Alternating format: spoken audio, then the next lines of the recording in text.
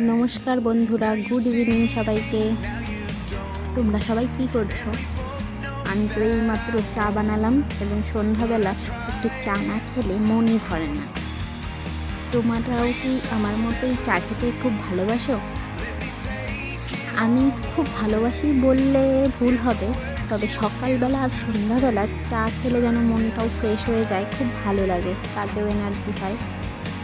তোমরা সবাই কে কী করছো আর কে কী খাচ্ছো অবশ্যই আমাকে কমেন্ট করে জানাবে। আমি এখন চা বানিয়ে আমাদের ঘরে নিয়ে যাচ্ছি রান্নাঘর থেকে। এখন আমরা সবাই মিলে চা খাবো।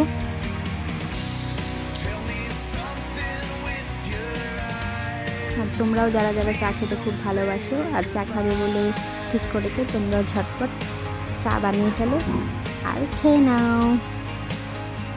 Bye bye.